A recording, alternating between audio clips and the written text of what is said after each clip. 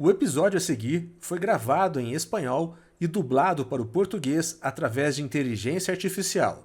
Para conferir essa conversa com o áudio original, é só procurar o mesmo episódio no nosso canal no YouTube ou no Spotify. Bom episódio! Porque às vezes nos empolgamos falando de inteligência artificial, de todas essas tecnologias que podemos ver para implementar coisas, mas se não mudarmos o sistema operacional, que é a nossa mentalidade primeiro, e depois a cultura de como trabalhamos, o resto não faz sentido. Perfeito. Como podemos converter a colaboração em um verdadeiro motor da eficiência operacional? No episódio de hoje, damos as boas-vindas a uma das vozes mais influentes da inovação na mineração, chilena. Com mais de 3 décadas de experiência, esta profissional nos mostrará como a combinação de tecnologia, diversidade e propósito pode redefinir a forma de realizar grandes projetos. Sou Bruno Amaral e você está ouvindo o Verum Cast.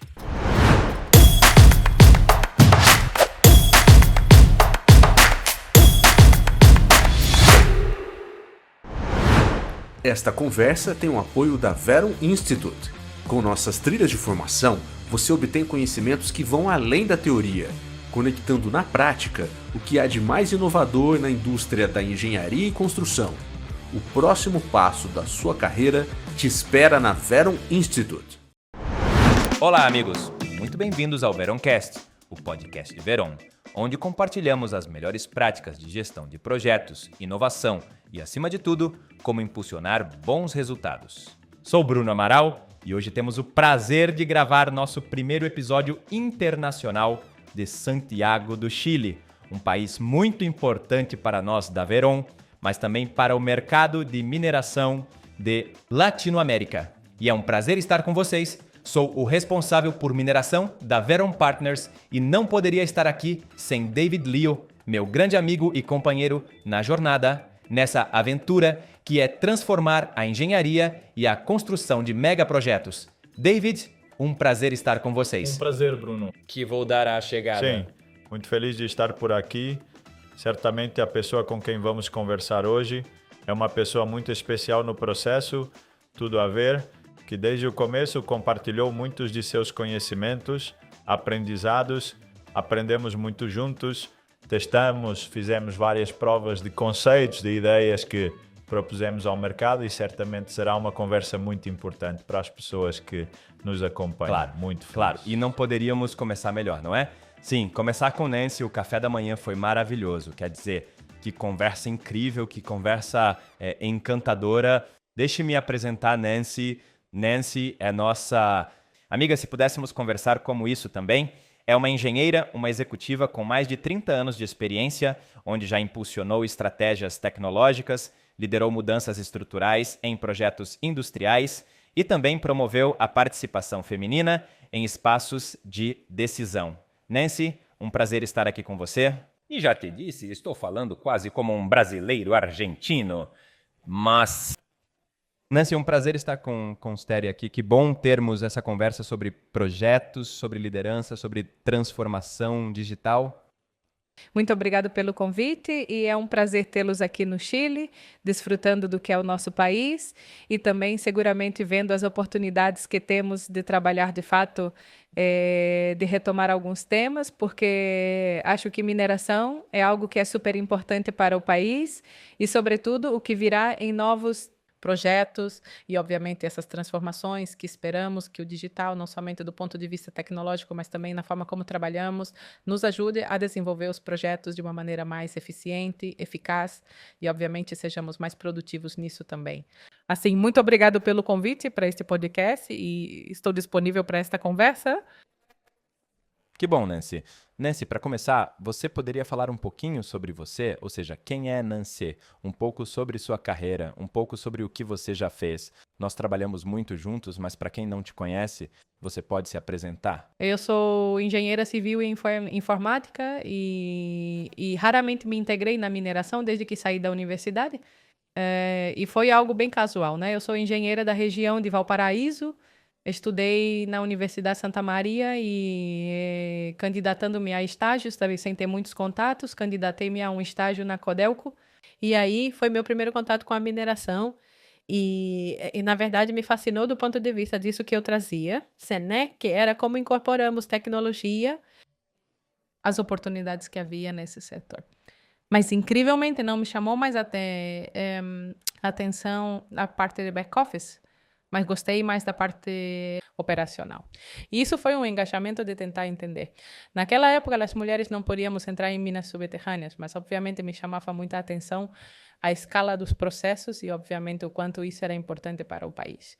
Então, a partir daí, tive meu contato e meu vínculo com a mineração, e fiquei trabalhando um tempo, de fato, em Codelco. E depois me dediquei aos temas de tecnologia propriamente dita, no desenvolvimento de tecnologia no Centro de Investigação Minero-Metalúrgico, depois no IM2. Depois tive uma passagem pelas universidades, né, trabalhando em temas de inovação baseada em ciência, em outros âmbitos, não em mineração. E eu acredito que isso me deu uma experiência que é super importante para ver a diversidade de conhecimentos e como estes se integram, e ter uma abertura e não esse foco tão disciplinar que se tem na formação.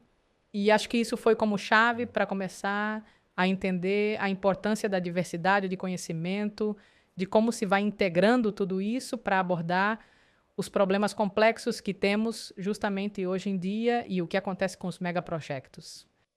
E a gente não percebe, até se deparar com esse tipo de problemática, a importância de ter essa diversidade. E às vezes a gente não tem, não? Mas tem com quem trabalha. E isso eu acredito que tem sido fundamental na minha carreira. Também trabalhei no setor público. Trabalhei no INAP, no Instituto Nacional de Propriedade Industrial, vendo os temas de proteção do conhecimento e o desenvolvimento de tecnologia, e também trabalhando com diferentes áreas, entre advogados e técnicos na universidade, entre pesquisadores e o mundo da indústria. E, portanto, foi essa experiência rica em diversidade de culturas e de espaços de trabalho que me leva a ter essa visão mais aberta às mudanças. E, além disso, sou uma promotora de aproveitar os avanços tecnológicos para melhorar as operações, mas também o bem-estar das pessoas, em termos de que a tecnologia beneficie a forma de trabalhar ou de ter bem-estar em outros âmbitos, como na saúde, quando tive a oportunidade de estar nesse âmbito. Que bom. Sim, é interessante que, se não... Bom, conheço Nancy desde 2019, quando começamos a fazer alguns trabalhos aqui no Chile, não é? Iniciando ainda a jornada, Também não tinha muito tempo. Estávamos há cerca de 1 ano e meio no Brasil e começando a expandir para a América Latina. E, de fato, tivemos desde o começo algumas conversas muito estruturantes. Ou seja, que a transformação digital não é apenas digital, não é? E por isso, sempre adorei falar com Nancy, porque via nela uma possibilidade de conhecimento e mudança de atitudes no ambiente, onde o modelo tradicional não se resolve apenas colocando tecnologia digital, não é? Mas tecnologias até que poderíamos chamar de contratuais, de organizações, de processos e tudo isso. E via sempre em Nancy esse ponto, talvez pela diversidade de conhecimento que ela tinha, sem aprofundar demasiadamente no processo técnico como o grande diferencial. Então, temos podido criar muitas coisas importantes, e por isso eu te faço a pergunta inicial aqui, minha Nancy, que mensagem você passa com o conhecimento que já tem, a experiência em megaprojetos e projetos na mineração, pelas complexidades multidisciplinares, multiempresariais? Qual é a mensagem mais longa que você deixa quando vê o desafio da transformação digital? Bom, eu acho que, do ponto de vista, inclusive pessoal, é o trabalho de mudar o estilo de liderança e de como se enfrenta esses processos. Ou seja, de início, desde a liderança, e ter essa abertura que significa, alguns como que dizem, essa palavra ter a humildade, mas ter a humildade é abaixar todos os nossos preconceitos, nossos egos, nossas formas tradicionais de fazer as coisas. É imenso em termos de trabalho pessoal.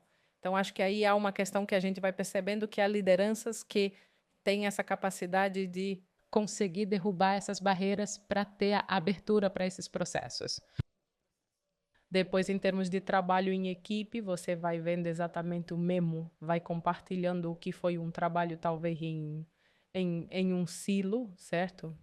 Um trabalho mais bem desde a minha disciplina, desde a tarefa que me corresponde, desde seguir a instrução, muitas vezes que se dá nestas organizações bem verticais, a compartilhar objetivos comuns e a trabalhar de maneira mais coletiva por esse objetivo comum e não a partir do meu local de trabalho na tarefa que me cabe.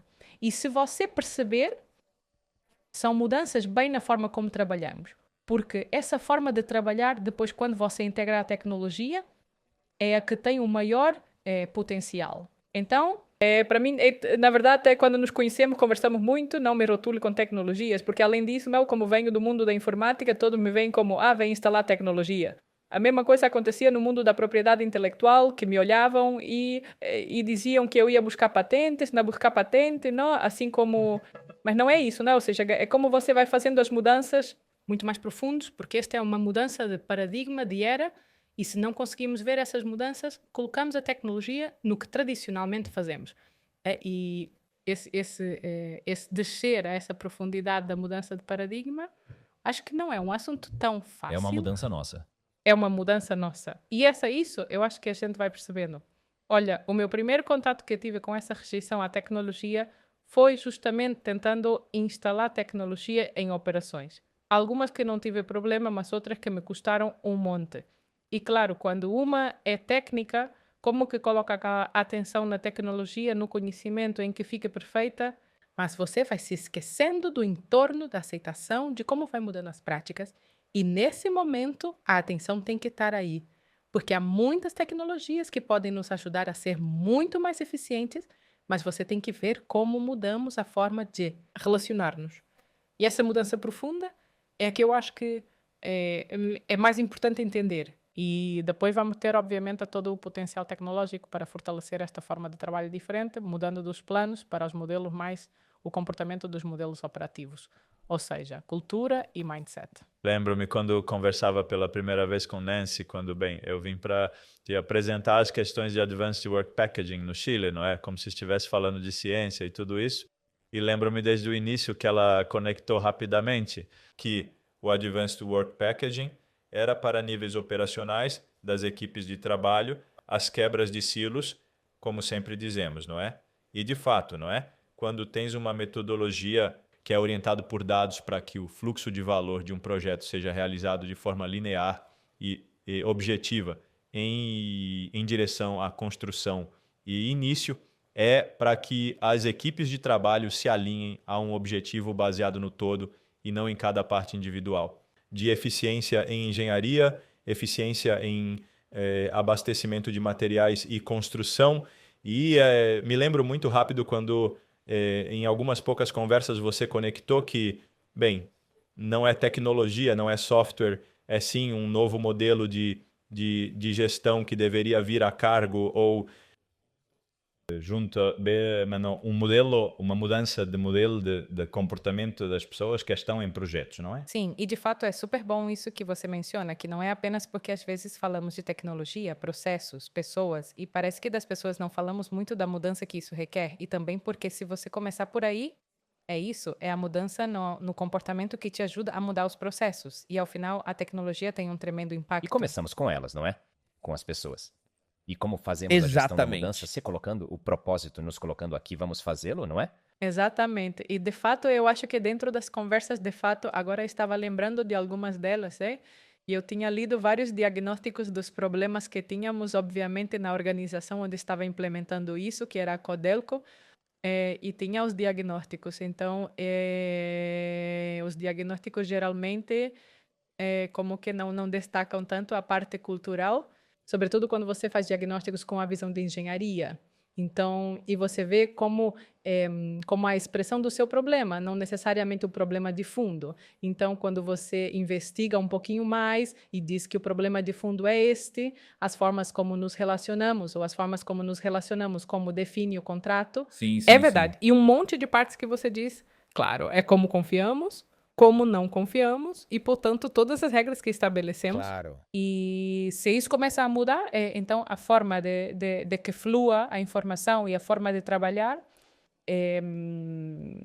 diz, isso aprendi em gestão do conhecimento, porque os processos, quando diz como gerencia o conhecimento, é como gerencia a mentalidade e a cultura que existem para que o conhecimento flua e se desenvolva. E isso é confiança. É confiança. Então, a partir daí, eu tomava essas conversas e, além de que o olhar sistêmico eu tive, bem, desde a minha formação, mas para mim ela marcou muito uma aula que fez em engenharia de sistemas, que foi teoria geral do sistema.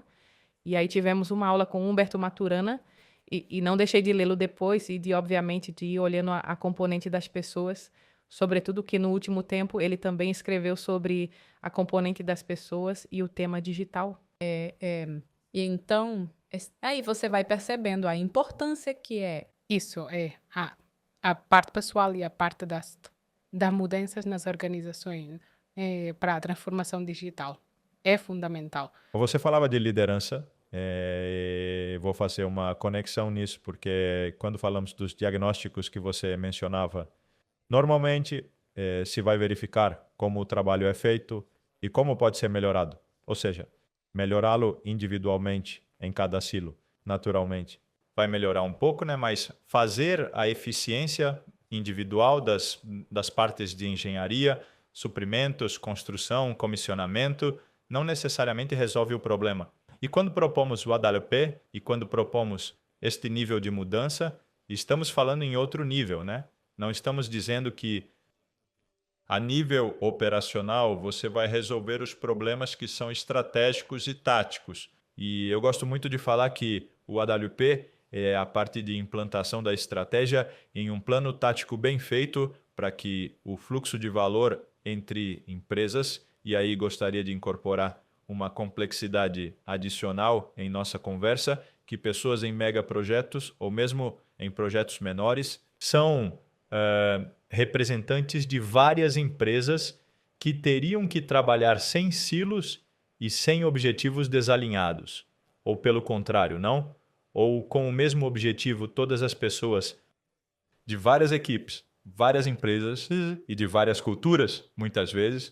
Então, essa complexidade que certamente você viveu muito intensamente em megaprojetos me conecta muito, né? Ou seja, né, o diagnóstico que trata da eficiência não resolve a eficácia de um plano e muitas vezes, como está muito espalhado, naturalmente não vai atingir a efetividade do negócio do que a corporação requer como negócio, né? Alinhado a um objetivo do projeto, justamente. E gostaria que você falasse um pouquinho mais até mesmo como você falou, da liderança e sua visão sistêmica, a diferença entre pensar um processo diferente para torná-lo digital e digitalizar a parte operativa tradicional. Sim. Bom, eu acho que isso vem de entender a conexão entre sistemas. Ou seja, aí todo mundo fala do sistema estratégico, o sistema tático e o sistema operacional. De repente você vê como um só e não é complexo, é caos. Então, quando você o entende, vê a complexidade e vê a conexão e pode administrá-lo. Isso, para mim, foi como se eu estivesse procurando algo e quando eu conheci um software packaging, eu disse, o que isso. Conecta a estratégia com a operativa. Isto é então, porque você, ou seja, quando se vê os diagnósticos, claro, para mim o problema real não era tanto tornar mais eficiente aqui, mas planejar de outra forma, porque aí você vai resolvendo outros problemas que são os mais táticos. E isso não é fácil de entender, acho eu, porque pelo menos para mim foi difícil transmitir como isso vai se desenvolvendo, porque há um costume de fazer os projetos e de dividir o projeto em tarefas, etc., mas não com um olhar... contratos ao final. Claro, e em contratos, e no final essa divisão torna-se muito difícil ter sistemas de retroalimentação que vão ajudando no curto, no médio e no longo prazo de maneira integrada. Ou seja, o objetivo do negócio, não o objetivo já como da operação planejada no médio prazo e depois do dia a dia. Então, é difícil ver como quando você de cima está olhando quem está construindo no dia a dia, ou seja, e que daí tenta entender a visão como completa de sua operação. E, além disso, em projetos não participa uma empresa contratante. São muitas empresas que você tem que integrar e tem que ter uma forma de coordenação. E, para mim, esses são temas puramente sistêmicos. Claro, sim. E por isso é que fez tanto sentido para mim quando vi a metodologia do Advanced Work Packaging, porque é justamente essa ordem que você quer ver em um sistema complexo que te ajuda a administrar a complexidade. E foi, bem, além disso, como já estávamos trabalhando com o tema de BIM, que também vai sendo como uma representação digital, mas com todos os dados do seu projeto, complementa com uma visão já muito mais concreta do que estás construindo.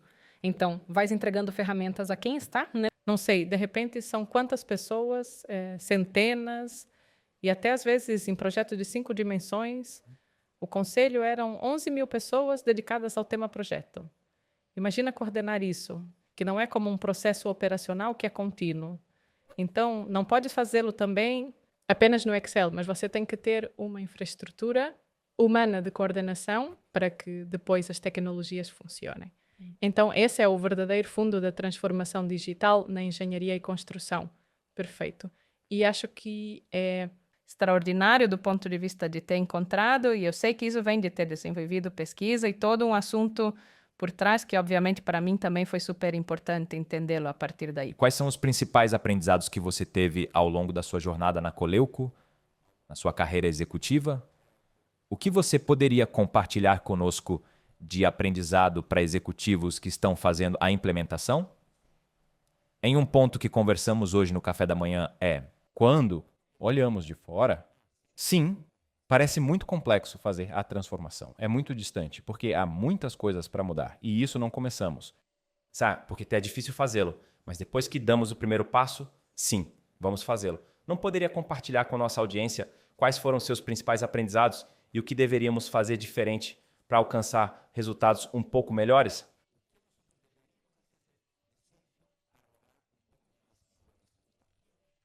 Olha, acho que primeiro foi ter uma visão que talvez nem todos compartilharam comigo no início, mas sim houve uma equipe que conseguiu, desde o técnico, conectar com essa visão de sentir que para lá há um caminho que de fato é muito diferente do que vínhamos tradicionalmente fazendo e, portanto, parecia viável. Capacitar como a equipe e deixar que o que dizíamos, tentar explorar e testar em alguns casos concretos como toda essa mudança vai gerando valor. E pode-se fazer casos, não é necessário que talvez se implemente tudo tendo toda essa visão, mas ter alguns casos. E eu acredito que para nós foi super importante quando as primeiras implementações ajudaram um gerente de projeto. Quando isso começou a ser compartilhado, porque isso também faz parte da maneira como eu trabalho, que é compartilhar muito a conhecimento e a informação. Lições aprendidas. Claro. Isso não é ir ler algo, mas sim imediatamente fazer a divulgação dentro da organização. Nós, na verdade, tínhamos um programa que fazíamos todas as semanas com pequenas capacitações e, obviamente, também entregávamos informações. E isso vai ajudando para que as pessoas vão olhando e aderindo até e que também façam seu próprio caminho. E acho que perseverar ao longo do tempo já é como você pode ter os primeiros casos, mas depois escalá-los e torná-los institucionais é o que é complexo.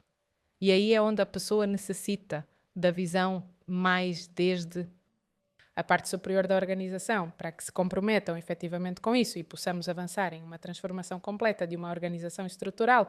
Então pode-se fazer como todas.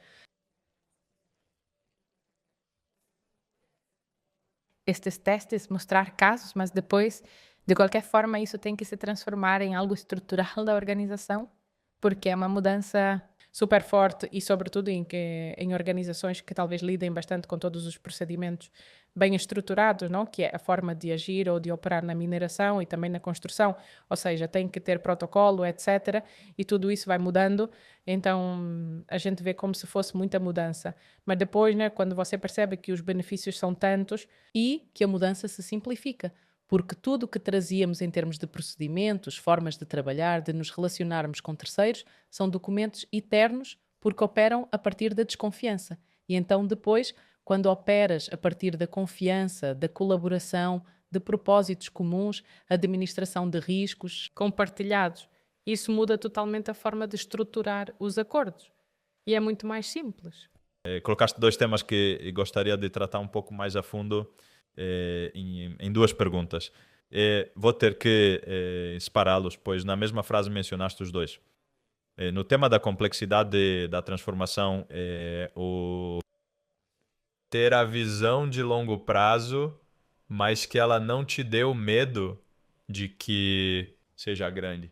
E sim baseado até em um modelo ágil, digamos, de evolução, como em qualquer projeto que tenha segurança de qual é o primeiro passo para que o aprendizado do primeiro passo te leve ao próximo e assim por diante. Você vê que essa é a melhor forma, de fato, para fazer uma transformação. De toda forma, porque aqui eu acho que não falamos como é sobre o aprendizado coletivo, porque nós aprendemos o bem como indivíduos, mas o aprendizado coletivo, que é a mudança que estamos vivendo, é algo que não experimentamos tanto, nem mesmo na formação acadêmica que se tem. Perfeito. Exatamente. Então, são coisas que estão mudando assim de forte. Então, acho que e por isso é preciso instalar essa cultura de explorar, aprender, melhoria, que tem a ver um pouco com essas práticas de excelência, não? Da melhoria contínua, não? Do aprendizado. A gente leva isso, mas aqui é para se desafiar, não para fazer mais do mesmo, mas esse aprendizado que temos da excelência, mas colocá-lo a serviço de algo novo, de inovar. E acho que isso é o bom dessa experiência da excelência, levá-la ao que é a inovação gradual, que é essa transformação digital, que não é passar de um estado A a um estado D imediatamente por uma rota definida. Perfeito. Certo? Porque há as pessoas e tudo o que significam as mudanças organizacionais que não são lineares. São muito mais complexos porque temos que ir observando a cultura que está presente. Não em todas as culturas é exatamente o mesmo e, portanto, deve-se levar isso em consideração para realizar os processos de mudança. Perfeito. E o outro ponto que você mencionou com muita ênfase na sua primeira frase foi a questão da confiança e da colaboração. Em um ambiente complexo, onde temos que envolver várias empresas. Não somente equipes, dentro de uma empresa que já tem a sua complexidade de quebra de silos. Quando amplias isso, as relações contratuais que predominantemente são modelos tradicionais que geram muitos conflitos ou que são baseados na desconfiança, você vê que essa é uma das principais barreiras para avançarmos na transformação cultural e digital na parte de projetos? Sim, eu acho que é talvez a mais relevante, porque é a mais desafiadora do ponto de vista, porque dentro de uma organização já é a mesma organização. Então, se não há confiança, é como... mas é assim. Então, claro, dentro da mesma organização, começar a dar passos em termos de confiança, sobretudo quando você está em crise no desenvolvimento de projetos, obviamente você já começa a se somar a isso. Mas já começar, quando você abre as fronteiras da sua organização, o que está ocorrendo no digital, você já não tem uma fronteira fechada e seus problemas são de interconexão. É uma interconexão, obviamente, mais complexa com o seu entorno. E esse é um passo que é mais difícil de dar pelas estruturas, como se gerenciam essas organizações, e porque, além disso, é como sempre competição. Ou é uma relação de ganha-perde. Não sobre o ganha-ganha e de como fazemos isso melhor para ter um longo prazo. Porque a mim, isso é o que custa que não se entenda que as decisões de curto prazo não nos levam a um negócio sustentável, um objetivo comum.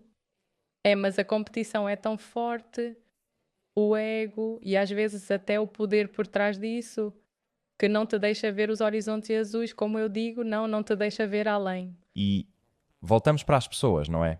Porque senão não construímos confiança e não construímos colaboração, não vamos conseguir. E talvez muitas vezes não fazemos isso, não é? Porque se buscamos em grandes projetos, estamos tão preocupados em fazer a implementação, em fazer a execução dos serviços, que será que estamos olhando para as pessoas? Ou seja, estamos ouvindo quais são os desafios, porque criar uma relação de confiança não é só fazer, é preciso conquistar, não? Exatamente, tem que ser cultivada e principalmente nesse tipo de organizações que são mais tradicionais.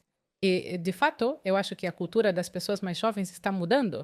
Então, você se depara ou choca com essas como empresas verticais ou onde há muito, talvez, conflito para trabalhar e não há interesse. Não há interesse. E então, aqueles que vêm com toda a expertise digital não conseguem que se integre nesta organização. Então, é preciso fazer como dizem, tem uma frase que eu adoro, é tipo, fazer com que o sistema se veja e sinta a si mesmo.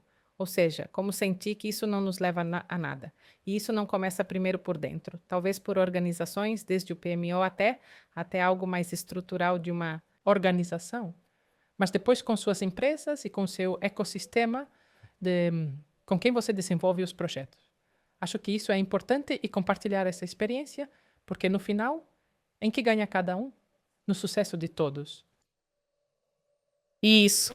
E isso é o que custa Claro, ver. claro. Você colocou um tema muito, muito interessante com a questão dos jovens e, bom, nós vivemos o mesmo problema no Brasil e acho que no mundo, que é a questão de que, bem, as pessoas cada vez mais entendem que o trabalho tem que estar conectado a um propósito em que ele acredita e cada vez menos aceitando um trabalho que não gera um bom ambiente de trabalho, gera baseado em um ambiente conflituoso que ele vê que não está agregando valor, independentemente de quais são suas habilidades técnicas, não?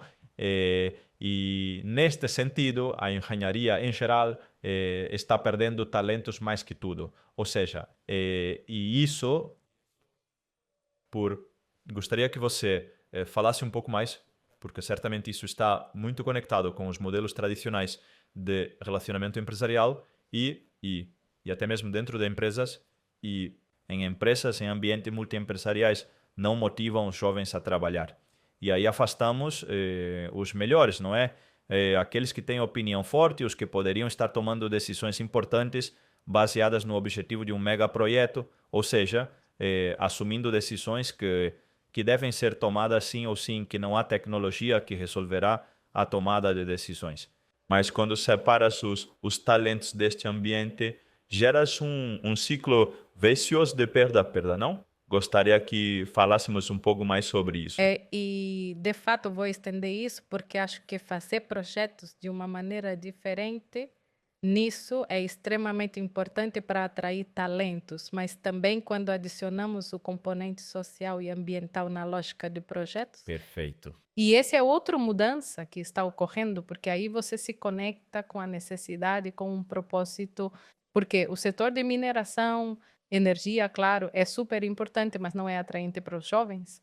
Então, se nós daqui instalarmos uma forma de ir transformando a nossa mineração, ou como tem, não apenas como fazemos os projetos, mas como fazemos mineração, é tremendamente importante para que esse talento esteja disponível para a complexidade desses projetos.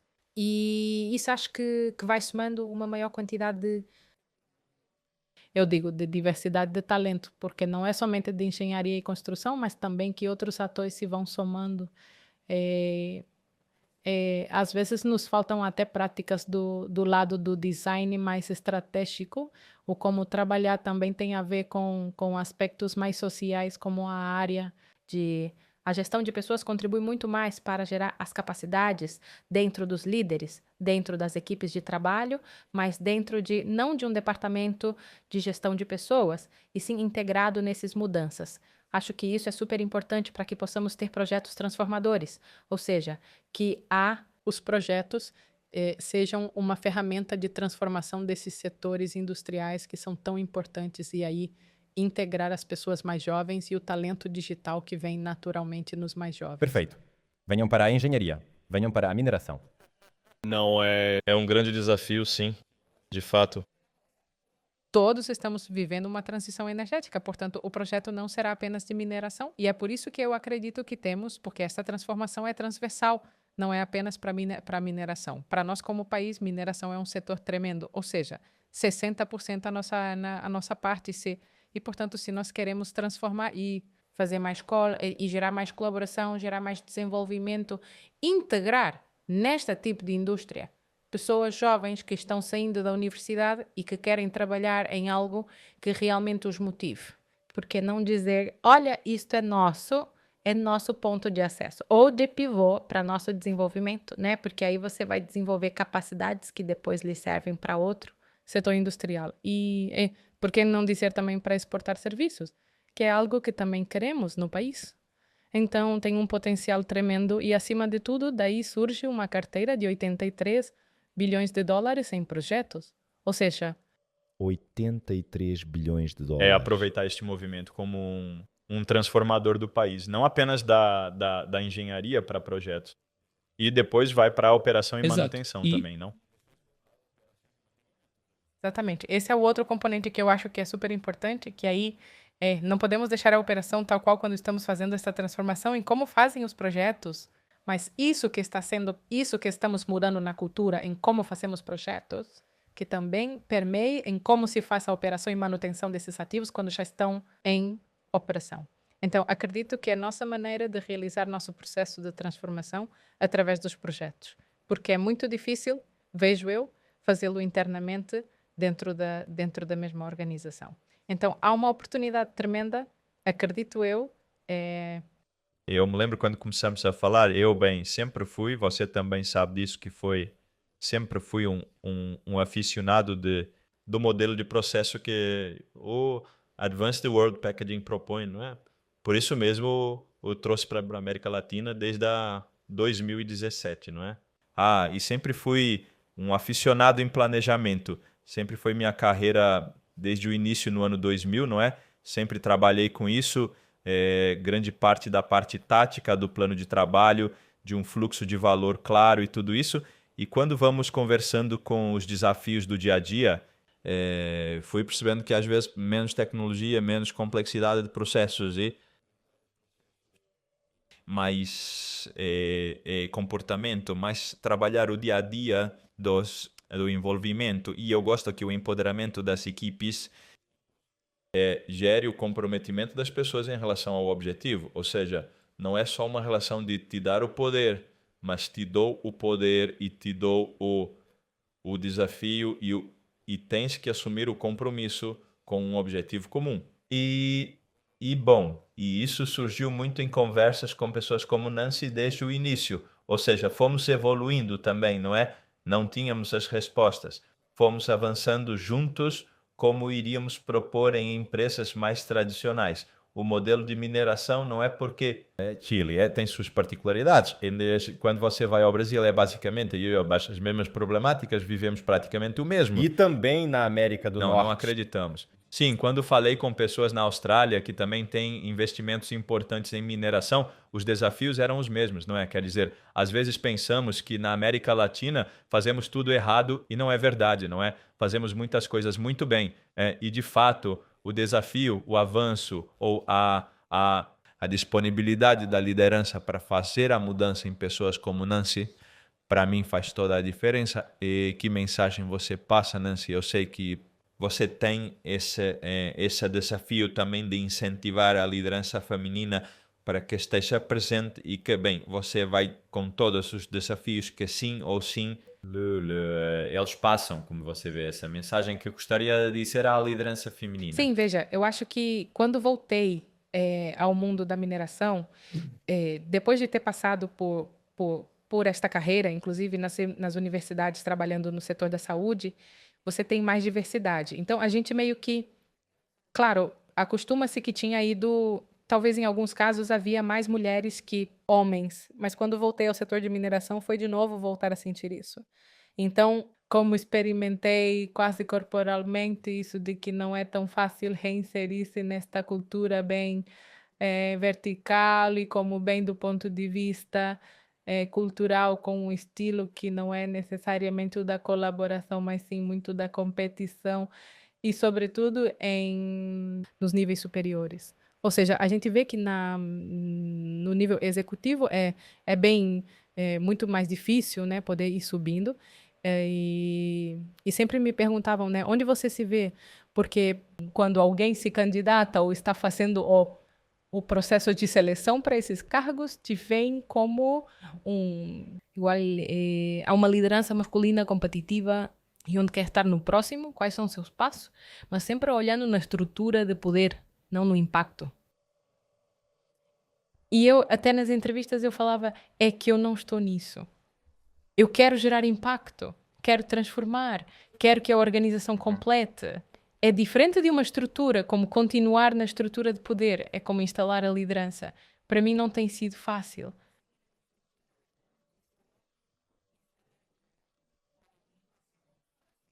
Mas tem sido super importante convencer-me de que é isso que temos que fazer. Apesar de que seja difícil continuar insistindo que este é o caminho e não seguir, porque senão, ao final, a gente segue o sistema e acaba sendo masculinizada num setor que é tremendamente masculinizado, como a mineração e a construção, que é onde menos mulheres há, de fato. Mas quando você começa a instalar que isso é o que temos que fazer e este é o papel do liderar feminino nesses espaços, e a gente vai tendo mais redes de apoio também, então você vai percebendo a importância de nós nesses setores. E essa é para mim a mensagem. Não é fácil, claro, já somos mais, então podemos nos ajudar. E, obviamente, compartilhar. Mas eu acho que está sendo entendido o valor dessa diversidade, porque não é uma coisa ou outra. Nos complementamos. Nos complementamos. Essa, que é de novo, você está maturando, essa aceitação do outro, no fundo, com o que traz, com o que aporta, isso é o importante nessa relação. Não estamos competindo homens e mulheres. Isso é necessário para esta nova era, onde precisamos colaborar mais, trabalhar muito mais em equipe, e onde estas lideranças verticais têm que destruir um pouco mais o poder, porque é empoderar as organizações também, é também fazer isso. E essa é a mudança que não estamos apenas vivendo nestas organizações, ou seja, é a mudança... E é preciso fazer, sim, é um movimento muito maior. É um movimento. Eu e David temos 2 filhas. Eu tenho 2 filhas, David também. E a pergunta que temos é, qual é o mundo que queremos para elas, para nossos filhos? Então, queremos um mundo que não tenha diversidade? Queremos um mundo que tenha risco? O que queremos? Então, o que nós temos hoje é uma oportunidade e assim, melhor. E eu me lembro que vi algumas... Isso é típico de avaliações de viés, ou de olhar os vieses. E quando você olha os vieses que estão presentes nas definições dos projetos, o viés de otimismo, quando você diz, quando você tem diversidade, esses vieses vão diminuindo. Portanto, você tem possibilidades de fazer melhores projetos também. Então, esse é o valor, porque não digamos que não temos preconceitos, também temos, mas são diferentes. E então alguém diz, bom, se estes são os meus preconceitos e eles não têm estes outros preconceitos, vamos nos complementar.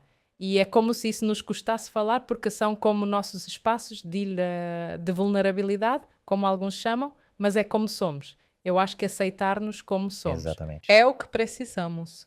Somos diversos com o bom e o mal, somos diversos com o bom e o mal, mas dentro dessa diversidade há uma riqueza em trabalhar juntos. E acho que esse é como o maior mudança que temos que fazer nessa aceitação. E neste contexto de transformação de mineração, transformação de diversidade, e para nós jovens, quais são as principais competências, e para nós também de liderança, que devemos trabalhar para que façamos a transformação?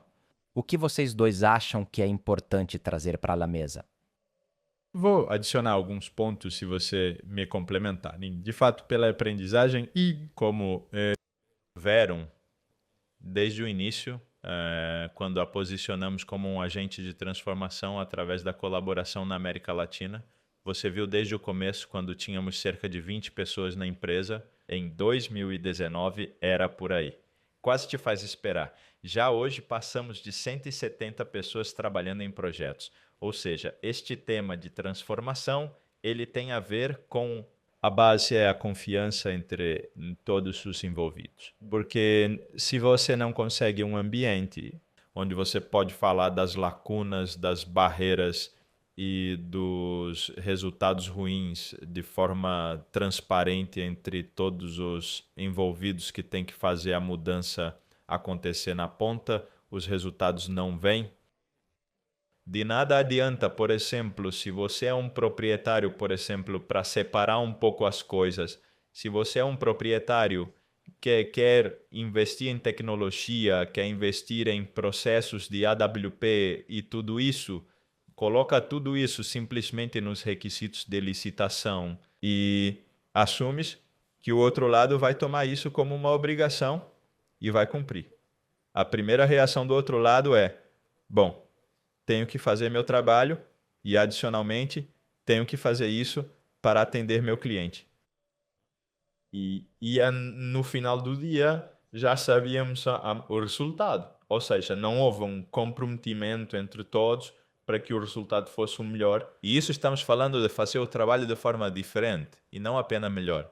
Quando você vai para o outro lado do contratado, muitas vezes quer, porque todas as pessoas querem entregar resultados. Ninguém trabalha por brigas, disputas, reclamações e tudo isso. E quer apresentar coisas interessantes.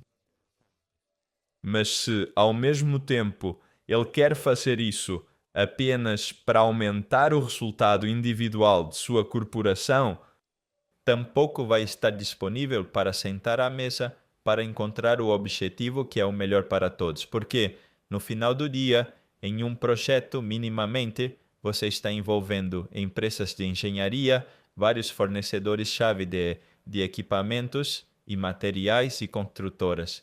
Então, ao final do dia, se não há uma mesa onde a diversidade, que não é só de género, é de fato de pontos de vista distintos em direção a um objetivo, para um objetivo comum que tem que ser alavancado, o resultado não vem.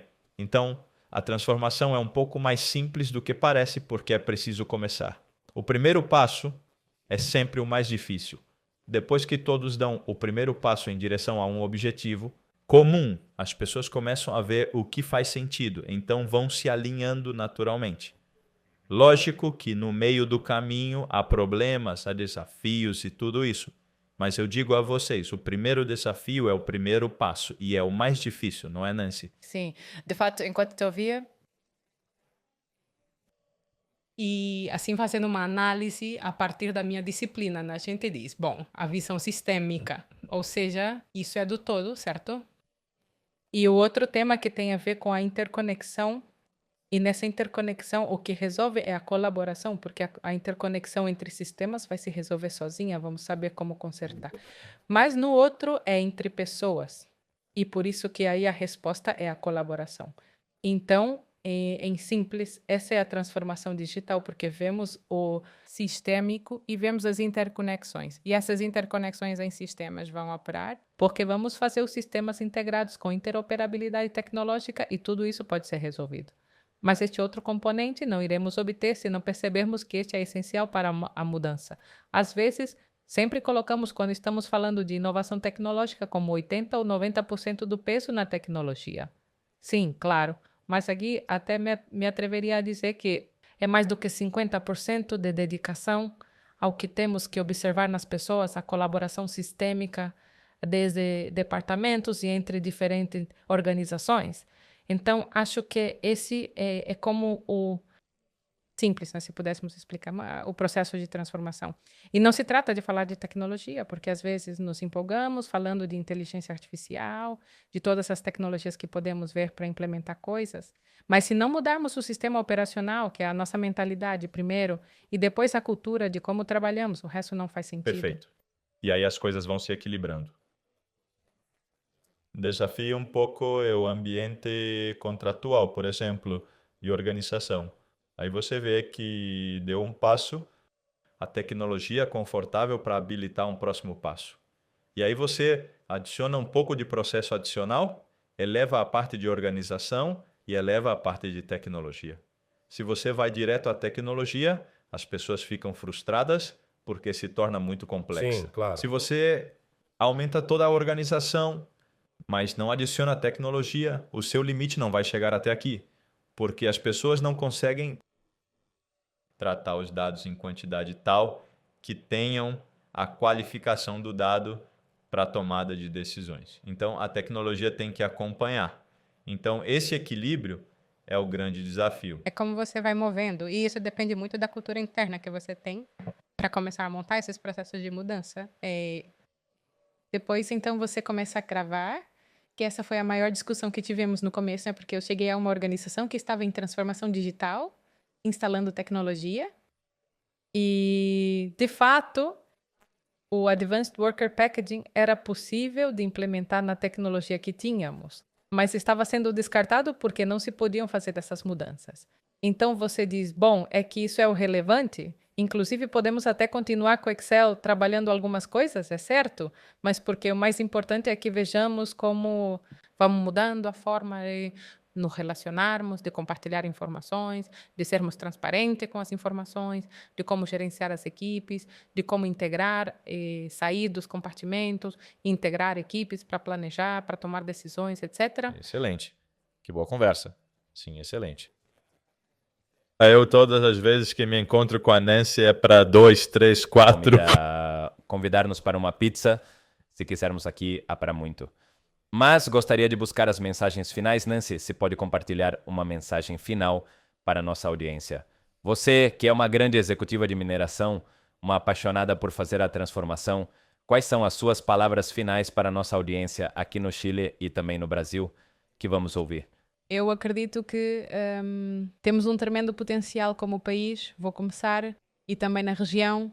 Eu acredito que na América do Sul, em geral, nesse âmbito, temos um tremendo potencial. Por aí alguém disse, continuar trabalhando da mesma forma não nos leva a melhores resultados nesse momento. Temos uma tremenda oportunidade, mas tudo depende das nossas mudanças. Ou seja, eu me atreveria a dizer que a transformação começa com uma reflexão profunda de si mesmo e das lideranças. E da tomada de decisões e de, obviamente, fazer essa mudança, porque as novas gerações merecem, e aqui me conecto com o intergeracional, merecem a mesma oportunidade que nós tivemos de prosperar e de, obviamente, ter um futuro melhor, incluindo, obviamente, agora também os temas ambientais e em megaprojetos, sobretudo, o tema social e de desenvolvimento dos lugares onde a mineração tem suas operações, que aí cada vez mais precisamos que esses territórios também se desenvolvam junto com o desenvolvimento da mineração. E que melhor que atrair talento nesses lugares, o que pode ser melhor que isso? Então, este é um lugar para fazê-lo e a tecnologia, obviamente, nos ajudará a ver essas oportunidades de maneira diferente. Mas a primeira coisa que temos que fazer é entrar em acordo sobre isso. Objetivo e chegar a um acordo por aí, já escrevi isso várias vezes. Parece que não é tão fácil. Não é tão fácil. Todo mundo quer, mas ninguém quer dar o passo. Exatamente. Não é que eu quero fazer. E isso eu acho que é a parte importante. Atrevam-se a dar o primeiro passo, porque isso é o que... olha, o que vai mover isso, dar o passo. Nós podemos... eu acho que fomos super... porque nós tínhamos que estabelecer uma relação. Eu tinha que contratar algo que tinha que estar super escrito. E... dissemos, não? Conversemos e vamos desenvolvendo. E você tem que dar esse passo. E você, como executivo, tem que abrir esse espaço. É isso que precisamos. Se você não sai da estrutura na qual está empacotado, não vamos dar esse passo. Se você tem esse problema no seu dia a dia, compartilhe este episódio com seus amigos, porque é isso, Sim, né? sim, seguramente. Porque como podemos conversar sobre isso e eliminar a complexidade, não? Em termos de mensagem, acho que reforçando até nosso papel da agente de transformação através da colaboração, como dissemos, se a liderança não habilitar a nível estratégico as empresas para compartilhar conhecimento e colaborar no nível tático. O nível de transformação de baixo para cima em direção a tecnologias que resolvem talvez o problema do dia a dia das equipes em campo. O nível de melhoria de produtividade na construção, o nível de melhoria de prazo, de custos, de segurança, não vai acontecer em megaprojetos.